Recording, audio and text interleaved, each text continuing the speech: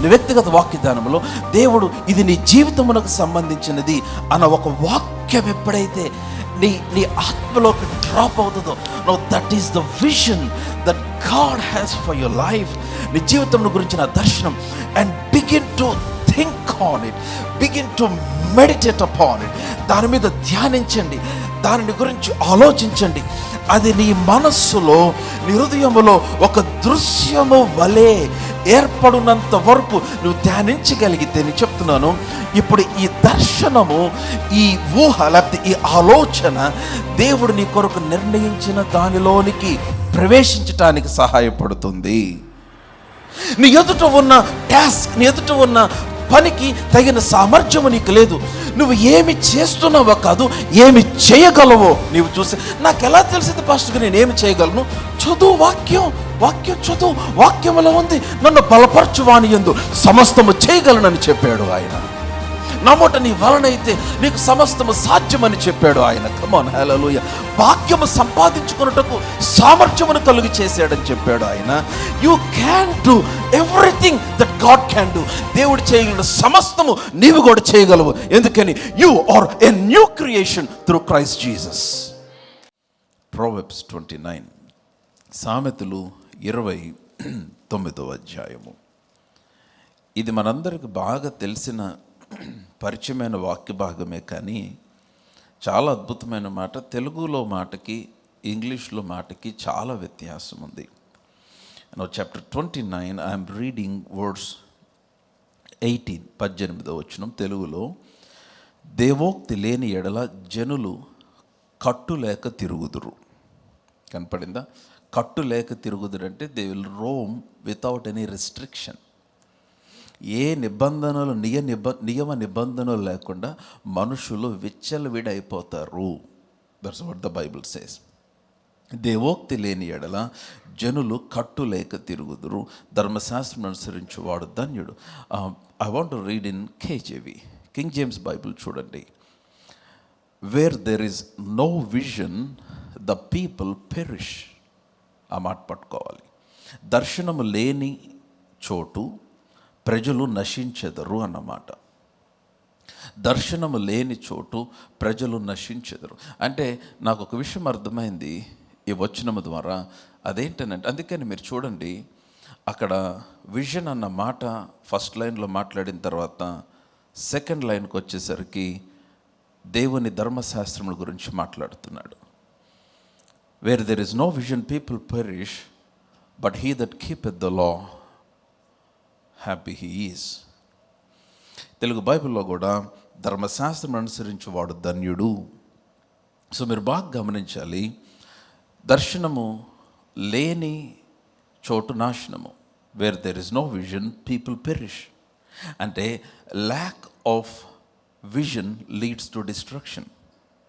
దర్శన లేమి నాశనమునకు దారితీస్తుంది. వింటున్నారన్నమాట. దర్శనము లేకపోతే, నా మాట బాగా వినాలి, దర్శనము లేకపోతే నాశనమునకు దారితీస్తుంది. దర్శనం అంటే ఏంటి? పడుకున్నప్పుడు మీకు కనపడేది కాదు. దర్శనం అంటే నేను కళ గురించి మాట్లాడట్లేదు. దర్శనం అంటే చాలామందికి చాలా డెఫినేషన్స్ ఉంటాయి. నాకు ఒక దర్శనం వచ్చిందండి, ఆ దర్శనంలో నాకు ఫలాంది కనపడిందండి, ఆ దర్శనంలో నాకు ఫలానా వ్యక్తి కనిపించాడు, ఆ దర్శనంలో నాకు ఇలాగ అర్థమైంది, నేను దాని గురించి మాట్లాడట్లేదు. మీరు అర్థం చేసుకోవాల్సిన విషయం ఏంటంటే, I want to give a biblical definition for vision. దర్శనమునకు వాక్యానుసారమైన నిర్వచనం మీకు చెప్తాను. దర్శనము అనగా నిన్ను గూర్చి దేవుడు కలిగిన ఆలోచన యొక్క ప్రత్యక్షత. Vision is defined as the unfolding of God's plan concerning your life. దేవుడు నీ పట్ల ఏ ఆలోచన అయితే కలిగి ఉన్నాడో, దేవుడు మీ పట్ల కలిగిన ఉద్దేశమును మీకు బయలుపరచుట దర్శనము. మీరు ఒక విషయాన్ని అర్థం చేసుకోవాలి. ఒక చిన్న సైడ్ థాట్ ఇక్కడ. దర్శనం అన్న మాట దగ్గరకు వచ్చాను, మీకున్న కన్ఫ్యూజన్ క్లియర్ చేయటం కోసం. దేవుడు దర్శనముల ద్వారా నడిపించడు. God will not lead people through visions. మీరు గుర్తుపెట్టుకోవాలి, యేసుక్రీస్తు వారు ఆరోహణమైన తర్వాత బైబిల్లో ఎక్కడ దేవుడు ఎవరిని దర్శనములతో నడిపించలేదు. ఆయన దర్శనములు ఇచ్చాడు, కానీ దర్శనములలో నడిపింపు ఇవ్వలేదు. ఆయన దర్శనముల ద్వారా వారికి లీడింగ్ ఇవ్వాలి. ఎందుకనంటే నూతన నిబంధన సంఘము దేవుని ఆత్మచేత, వాక్యము చేత నడిపించబడాలని దేవుని ఆలోచన. మీరందరూ ఖచ్చితంగా బైబిల్ విద్యార్థులైతే మీకు ఒక సందేహం వచ్చుండాలి ఈ పాటికి. ఏంటి ఆ సందేహం అంటే, యేసుక్రీస్తు వారు ఆరోహణం అయిపోయిన తర్వాత పేతురు మధ్యాహ్నం మిద్దె మీద ప్రార్థన చేస్తూ ఉన్నప్పుడు దర్శనమందు అతనికి ఒక దుప్పటి కనపడి దాంట్లో ఉన్న చతుష్పాద జంతువులన్నీ తినమని దేవుడు అతనితో మాట్లాడిన దర్శనము, అది ఆయన ఆరోహణం అయిన తర్వాత వచ్చిన దర్శనమే కదా పాస్టర్ గారని మీరు అడగచ్చు. కానీ మీరు అక్కడ గమనిస్తే ఆయన దర్శనం ఇచ్చాడు, కానీ దర్శనములో నడిపింపలేదు. ఆయన తెలియజేశాడు. He revealed the plan. ఏంటి ప్లాన్ అంటే, పేతురు నీవు అన్యజనులకు సువార్త ప్రకటించాలని తెలియచేశాడు. ఈ పరిశుద్ధాత్మ వరము అన్యజనులకు కూడా నీ ద్వారా నేను పరిచర్య చేయబోతున్న దేవుడు తెలియజేశాడు. నడిపింపు ఆత్మ ద్వారా ఇచ్చాడు. అందుకని మీరు అక్కడ వచనాలు చదివితే ఆ దర్శనము చూస్తూ ఉండగా ఇది ఏమవునో అని ఆలోచిస్తూ ఉంటే దేవుని ఆత్మ పేతురుతో మాట్లాడి, నీవు లేచి కిందకు వెళ్ళు, నీ కొరకు 3 మనుషులు వచ్చి ఉన్నారు, వారితో కూడా అడ్డమేమి చెప్పకుండా వెళ్ళమన్నాడు. No the spirit spoke. He saw the vision, but the Spirit spoke. Now, దర్శనము అంటే దేవుడు మీ కొరకు, మీ పట్ల, మీ ఎడల కలిగిన ఆలోచన, అది మీకు తెలియచేయటయే దర్శనము. మరి నాకు ఎలా తెలుస్తుంది చెప్తాను. So first let me explain what is vision. So ఇప్పుడు దర్శనము లేకపోతే నాశనము. సామెతలు 29:18 ప్రకారం దర్శనం అన్న మాటకి తెలుగు బైబిల్లో దేవోక్తి అన్నమాట. చాలా బాగుంది ఆ మాట కూడా, దేవోక్తి. సో దర్శనం అంటే, నౌ అండర్స్టాండ్ సంథింగ్, దర్శనం అంటే దేవోక్తి. It is the word from the Lord. దేవుని యొద్ద నుండి వచ్చుచున్న మాట దేవోక్తి. సో దర్శనము లేని ఎడల, దర్శనము లేని చోటు ప్రజలు నశించెదరు. అంటే దేవోక్తి లేకపోతే ప్రజలు నశిస్తారు. అంటే ప్రజలు నశించకుండా ఉండాలి అంటే వారికి కావాల్సింది ఏంటంటే దేవోక్తి. అంటే వారు నశించకుండా ఉండాలంటే వారికి కావాల్సింది ఏంటంటే దర్శనము. Now vision is vital for hour existence. నీవు బ్రతికి ఉండటానికి, నువ్వు జీవించటానికి, నీవు ప్రోగ్రెస్ అవటానికి, మీ జీవితాన్ని కొనసాగించడానికి మనకు ప్రాముఖ్యమైనది ఏంటంటే దర్శనం. What keeps you. పరిస్థితులు ప్రతికూలమైనప్పుడు, ఇబ్బందులు వచ్చినప్పుడు, కన్ఫ్యూజన్ వచ్చినప్పుడు, ప్రార్థన జవాబులు ఆలస్యమైనప్పుడు, బ్రేక్ త్రూస్ ఆలస్యమైనప్పుడు, నీ జీవితంలో జరుగుతున్నవి ఎందుకు జరుగుతున్నాయో నీకు అర్థం కానప్పుడు నిన్ను సస్టైన్ చేసేది ఏంటంటే నీ హృదయమందు నీవు హోల్డ్ చేసిన దర్శనము. హల్లెలూయా. దర్శనం అనగా నీ ఎడల దేవుడు కలిగిన ప్రణాళిక, the revelation of God's plan concerning your life. ఇది చాలా చాలా చాలా ప్రాముఖ్యమైన మాట.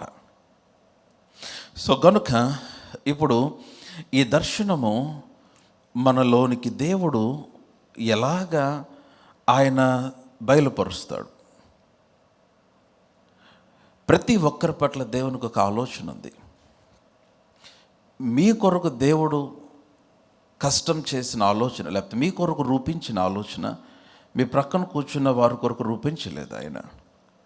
ప్రతి ఒక్కరికి దేవుడు ఆయన వ్యక్తిగతమైన కస్టమైజ్డ్ పర్పస్, కస్టమైజ్డ్ ప్లాన్, మనలో ప్రతి ఒక్కరి కొరకు దేవుడు ఆయన ఒక యూనిక్ ప్రణాళికను ఆయన నిర్ణయించి ఉన్నాడు. సో ఇప్పుడు నేను నా జీవితంలో దేవుడు నా పట్ల కలిగిన ప్రణాళిక ఏంటో నేను తెలుసుకుంటే నా జీవితం యొక్క దర్శనం నేను పొందుకున్నట్టు అర్థం. Amen. Come on, are you all with మీ?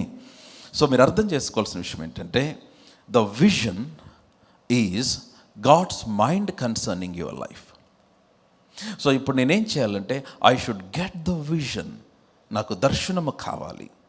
ఎందుకంటే దర్శనము లేకపోతే నాశనము. నా ఎగ్జిస్టెన్స్కి దర్శనము ప్రాముఖ్యం. సో దర్శనం ఏంటంటే దేవుడు నా పట్ల కలిగిన ప్రణాళిక. ఆ దర్శనము నేను ఎలా పొందుకోగలుగుతానంటే నేను ఆయనతో సమయము గడిపినప్పుడు, నేను ఆయనతో సహవాసము చేసినప్పుడు, ఆయన వాక్య సహవాసము నేను చేసినప్పుడు, నా జీవితమునకు ఆయన కలిగిన ప్రణాళికను ఆయన నాకు బయలుపరుస్తాడు. ఎప్పుడైతే అది నాకు బయలుపరచబడుతుందో అది నా హృదయమందు దర్శనము వలె ఉంటుంది. హల్లెలూయా. మీకు అందరికి అర్థమవుతుందా? మీరందరు నాతోనే ఉన్నారా? కమ నాతోనే ఉంటామని చెప్పండి. Right. So what is the vision now? What is the vision? ఈ దర్శనము ఎప్పుడైతే మన హృదయంలోనికి కలుగుతుందో ఆ దర్శనము నీ యొక్క హృదయములో అది చిత్రము వలె నీవు చూడగలిగినప్పుడు that is called imagination. Now vision and imagination go together. Moshe, ఏం చేస్తున్నావు ఇక్కడ? మా మామగారికి గొర్రెల మందు ఉంటే ఇటు తీసుకొచ్చాను నాయన. అవునా? కానీ విషయం ఏంటంటే నీ పట్ల నేను కలిగిన ఆలోచన ఏంటంటే నువ్వు ఇశ్రాయేలులందరిని ఐగుప్తులో నుండి బయటికి తీసుకొని రావాలి. That's the vision. Now see God responds with vision. I'm telling you. వెంటనే ఇప్పుడు అదొక పిక్చర్. అది మోషేకి నువ్వు వెంటనే తీసుకొని రావాలి. నేను తీసుకురావటం ఏంటి? నేనేంటి? No, that's the vision. దేవుడు ఆ దర్శనం, దేవుడు మోషే ఎడల తనకున్న ప్రణాళికను బయలుపరిచాడంటే now Moses got the vision. గొర్రెల వెనకాల, కొండల వెనకాల, చెట్ల వెనకాల, పొలాల వెనకాల తిరుగుతూ తన జీవితాన్ని వృధా చేసుకుంటున్న Moshe, when he got the vision, ఎప్పుడైతే ఆ దర్శనమును తన హృదయంలోకి తీసుకున్నాడో మోషే జీవితం ప్రయోజనకరం అవటం స్టార్ట్ అయింది. నేనేమంటానంటే మనలో ప్రతి ఒక్కరి పట్ల దేవుడు ఒక ప్రణాళిక కలిగి ఉన్నాడు. ఎవరము కూడా నిష్ప్రయోజకులుగా ఉండటం దేవుని చిత్తము కాదు. కానీ కొద్దిమంది మాత్రమే ఆ ప్రణాళికను పట్టుకున్నారు. No, he will not reveal his vision to you unless your willing. నీకు ఇష్టం లేకపోతే ఆయన చెప్పడు, బలవంతం చేయడు ఆయన. No, it's your willingness that helps you to draw the vision. Now my point is, do you have a vision for life? నీ జీవితము కొరకు ఒక దర్శనం ఉందా నీకు? దేవుని యొద్ద నుండి నీ జీవిత దర్శనమును పొందుకున్నావా? అంటే పాస్టర్ గారు, నా మైండ్లో చాలా ఆలోచనలు ఉన్నాయి, నేను ఫలానా దట్స్ వండర్ఫుల్. నేను మీ ఆలోచన గురించి మాట్లాడట్లేదు. దేవుడు మీ ఎడల కలిగిన ఆలోచన. నువ్వు 100 కోట్లు ఆలోచిస్తే ఆయన 1000 కోట్లు ఆలోచించగలడు. ఎందుకనంటే మన తలంపులు ఆయన తలంపులు వంటివి కావు, మన త్రోవలు ఆయన త్రోవలు వంటివి కావు. ఆకాశము భూమికి ఎంత ఎత్తుగా ఉన్నదో ఆయన తలంపులు మన తలంపుల కంటే, ఆయన త్రోవలు మన త్రోవల కంటే అంత ఉన్నతమై ఉన్నవి. నువ్వు what is the highest that you can think? దేవుడు అన్నాడు, that's very low for me. So మరేం చేయాలి? I want the best thing that I can do for my life is to get the vision that God has for me. నా జీవితానికి క్షేమం ఏంటంటే ఆయన ఆలోచనే. నీ జీవితానికి క్షేమం ఏంటంటే దేవుని ఆలోచనే. అది నువ్వు అనుకున్నట్టుగా ఉండకపోవచ్చు, కానీ నువ్వు అనుకున్న దానికంటే శ్రేష్టమైనదిగా మారుస్తుంది నిన్ను. చాలాసార్లు నువ్వు ఎక్కడికో వెళ్ళి ఏదో చేయాలని ఆలోచిస్తావు. దేవుడు అనుకుంటాడు నేను ఇక్కడే ఉంచి అక్కడ కంటే ఎక్కువ దీవించాలనుకుంటాడు. The problem is it's your willingness. ఇప్పుడు వెంటనే దేవుడు అన్నాడు మోషేతో, మోషే నీవు వెళ్ళి ఐగుప్తులో ఉన్న నా ప్రజలను వారిని తీసుకొని, I'm reading words 8 in chapter 3 Exodus, నిర్గమకాండం 3వ అధ్యాయం 8వ వచనంలో, నీవు వారిని మంచి దేశమునకు, విశాలమైన దేశమునకు, నీవు అనగా పాలు తేనెలు ప్రవహించే దేశమునకు వారిని నడిపించాలి. కమాన్, హల్లెలూయా. మీకు కనపడిందా వచనం? కాబట్టి ఐగుప్తీయుల చేతిలో నుండి వారిని విడిపించుటకును, ఆ దేశములో నుండి విశాలమైన మంచి దేశం. అంటే God is painting a picture, God is revealing something to Moses. మోషేకి ఒక పిక్చర్. ఇప్పుడు ఆ మాట చెప్పగానే మోషే ఆలోచన, నేను కూడా వచ్చిన చదవగానే వెంటనే నా మైండ్లో కనపడిన పిక్చర్ ఏంటంటే పాలు తేనె. Imagine a land flowing with milk and honey. అంటే దేవుడు ఏం చేశాడంటే ఒక విజన్ ఇచ్చేసాడు. సో మోషే వెళ్ళి ఇశ్రాయేల్ ప్రజలకు తెలియజేశాడు, హే, మిమ్మల్ని నేను పాలు తేనెలు ప్రవహించే దేశంలోనికి తీసుకుని వెళ్ళటానికి దేవుడు నన్ను పంపించాడు. అంటే ఇప్పుడు వారందరూ దాన్ని ఎలా ఉంటుందో అని ఊహించటానికి ఆరంభించారు. కానీ వారు దేవుడు ఇచ్చిన ఆ దర్శనమును వారి హృదయములో, వారి ఇమాజినేషన్లో పెట్టుకోవటంలో విఫలమయ్యారు వారు. Now, you have to listen to me very carefully. Now, imagination is given to create future. ఊహించే శక్తి ఒక మనిషికి పుట్టుకతోనే వచ్చిన సామర్థ్యం ఏంటంటే ఊహించే సామర్థ్యం. ఎవరైనా ఊహించగలరు. ఇక్కడ మీరు కొన్నిసార్లు కొన్ని ప్రాంతాలకు వెళ్ళినప్పుడు మీరు అక్కడ ఏదో జరుగుతుందని వెళ్తారు, అక్కడికి వెళ్ళిన తర్వాత అంటారు, నేను ఊహించినట్లుగా లేదు అంటారు. అంటే నువ్వు ఊహించావు, యు ఇమాజిన్ సంథింగ్. లేదంటే కొన్నిసార్లు నేను ఊహించినట్లుగానే ఉంది అంటారు. లేదా మీరు ఫస్ట్ టైం ఏదైనా వేరే దేశానికి ఫ్లై అవుతున్నప్పుడు మీరు ఇంకొక 4 రోజుల్లో ఫ్లై అవుతారని ఉండగా ఈ నెలంతా కూడా మీరు ఫ్లై అవుతూనే ఉంటారు. ఎక్కడ చాలా ఆలోచిస్తారు. ఎందుకంటే యువర్ ఇమాజినేషన్స్ చాలా ఉంటాయి. ఇప్పుడు వెళ్ళిన తర్వాత మీరు నిజంగా ఎయిర్ క్రాఫ్ట్ దగ్గరికి వెళ్ళిన తర్వాత, ఆ ప్లేన్ దగ్గరికి వెళ్ళిన తర్వాత, అరే నేను అనుకున్నట్టుగా లేదంటే నువ్వేదో అనుకున్నావు, నేను ఎక్స్పెక్ట్ చేసినట్టుగా లేదు, నేను ఇలాగ అంటే యూ ఎక్స్పెక్టెడ్ సంథింగ్. అంటే ఇమాజినేషన్ ఈజ్ ఎక్స్పెక్టేషన్. అంటే నువ్వు ఊహిస్తున్నావు అంటే your expecting something. Come on, hallelujah. So నువ్వు ఊహించే సామర్థ్యం, ఆలోచించే సామర్థ్యం దేవుడు నిన్ను మనిషిని చేసి, మనిషికి తలకాయ చేసి, లోపల ఒక చిన్న ఆలోచించే మెదుడు, తెలుగులో మాడుతుందనే అనుకోవద్దు, బుర్ర పెట్టాడు. అది వాడండి అంటున్నాడు ఆయన, అంతే.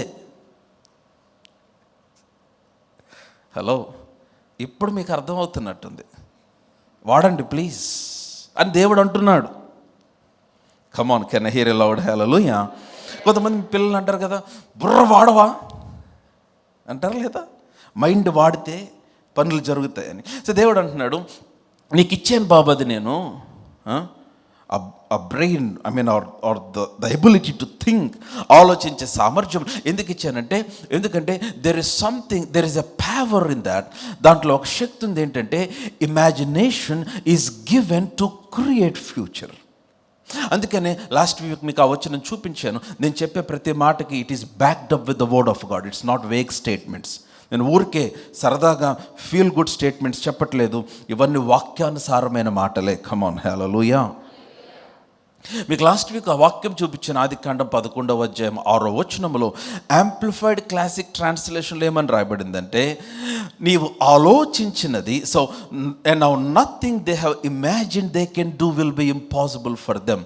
నేను చేయగలను అని నీవు ఆలోచించినది ఏదైనా కూడా ఆటంకపరచుట ఎవరి తరము కాదు అని వాక్యంలో రాయబడి ఉంది. కమ్ ఆన్, హల్లెలూయా. నా మాటలు అర్థమవుతున్నాయా? సో మై పాయింట్ ఈజ్, ప్రతి మనిషికి ఊహలు ఉంటాయి, ప్రతి మనిషికి ఆలోచనలు ఉంటాయి, ప్రతి మనిషికి చాలా చాలా డ్రీమ్స్ ఉంటాయి.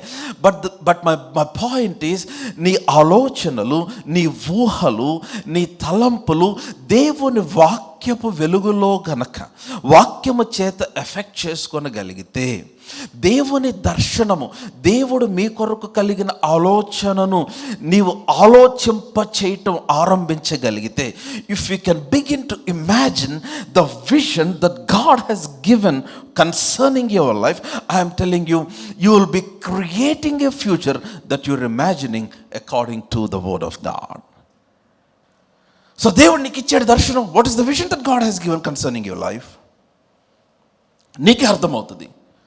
దేవునితో సహవాసం చేస్తున్నప్పుడు, ప్రార్థనలో, లేకపోతే దేవుని వాక్యాన్ని పర్సనల్ మెడిటేషన్, నీ వ్యక్తిగత వాక్యదానంలో దేవుడు ఇది నీ జీవితమునకు సంబంధించినది అన్న ఒక వాక్యం ఎప్పుడైతే నీ ఆత్మలోకి డ్రాప్ అవుతుందో, know that is the vision that God has for your life, నీ జీవితం గురించిన దర్శనం, and begin to think on it, begin to meditate upon it. దాని మీద ధ్యానించండి, దానిని గురించి ఆలోచించండి. అది నీ మనస్సులో, నీ హృదయములో ఒక దృశ్యము వలె ఏర్పడినంత వరకు నువ్వు ధ్యానించగలిగితే, నేను చెప్తున్నాను, ఇప్పుడు ఈ దర్శనము, ఈ ఊహ, లేకపోతే ఈ ఆలోచన దేవుడు నీ కొరకు నిర్ణయించిన దానిలోనికి ప్రవేశించటానికి సహాయపడుతుంది. హల్లెలూయా. అబ్రహామును లోతు విడిచిపెట్టి వెళ్ళిపోయిన తర్వాత అబ్రహాముతో దేవుడు మాట్లాడన్నాడు, నీవు కనులెత్తి చూడు. అక్కడ ఉన్న మంచి ప్లేస్ని లోతు చూస్ చేసుకున్నాడు. యొర్దాను నది ప్రాంతాన్ని లోతు చూస్ చేసుకున్నాడు. వింటున్నట్లయితే ఆమేన్ చెప్పండి. రైట్. యొర్దాను ప్రాంతము మంచి పచ్చగా ఉంది. ఐగుప్తు దేశము యెహోవా తోట వల్లే కనపడింది అన్నాడు ఆదికాండం 13వ అధ్యాయంలో. లోతు దాన్ని ఏర్పరచుకొని, లోతు తన కుటుంబము, తన మందలు, తన పశువుల కాపర్లతో అక్కడికి వెళ్ళిపోయి ఏర్పాటు చేసుకున్నాడు. ఇంకా అబ్రహాము మిగిలి ఉన్న స్థలము అరణ్య భూమి తప్ప ఇంకోటి లేదు. It was just wilderness, it's a dessert అంతే. కింద చూస్తే ఇసుక, పైకి చూస్తే ఆకాశం తప్ప ఏమీ లేదు. అబ్రహాంతో పాటు ఉన్న 318 మంది, అబ్రహాంతో ఉన్న దట్ ఓల్డ్ లేడీ శారమ్మ, ఇంకా గొర్రెలు మందలు తప్ప ఇంకా ఏమీ లేదు. కానీ దేవుడు అన్నాడు అబ్రహాముతో, అబ్రహాము నీ కన్నులెత్తి చూడు, నీవు చూచినంత నేను ఇస్తాను, నీవు చూచినంత నేను ఇస్తాను, నీవు చూచినంత నేను ఇస్తాను, నీవు చూచినంత నేను ఇస్తాను. What you see, that's what I give Abraham. ఇప్పుడు నేనేమంటానంటే, అబ్రహాము కనులెత్తి చూశాడు. అబ్రహాము ఏమి చూశాడంటే, అతడు ఎక్కడ ఉన్నాడో కాదు, ఎక్కడ ఉండగలడో చూశాడు అబ్రహాము. హల్లెలూయా. అబ్రహాము దగ్గర ఏమి కలిగి ఉన్నదో కాదు, అబ్రహాము ఏమి కలిగి ఉండగలడో చూశాడు అబ్రహాము.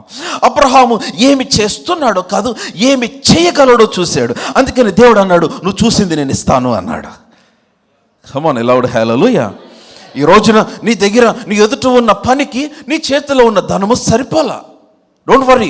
నీ దగ్గర ఉన్నది కాదు, ఏమి ఉండగలదో నువ్వు చూస్తే, నీ ఎదుట ఉన్న టాస్క్, నీ ఎదుట ఉన్న పనికి తగిన సామర్థ్యము నీకు లేదు. నువ్వు ఏమి చేస్తున్నావో కాదు, ఏమి చేయగలవో నీవు చూస్తే. నాకు ఎలా తెలిసింది పాస్టర్గా నేను ఏమి చేయగలను? చదువు, వాక్యం చదువు. వాక్యములో ఉంది, నన్ను బలపరచువాని యందు సమస్తము చేయగలనని చెప్పాడు ఆయన. నమ్మట నీ వలనైతే నీకు సమస్తము సాధ్యమని చెప్పాడు ఆయన. Come on hallelujah. భాగ్యము సంపాదించుకున్నటకు సామర్థ్యమును కలుగు చేశాడని చెప్పాడు ఆయన. You can do everything that God can do. దేవుడు చేయగలిగిన సమస్తము నీవు కూడా చేయగలవు. ఎందుకని you are a new creation through Christ Jesus.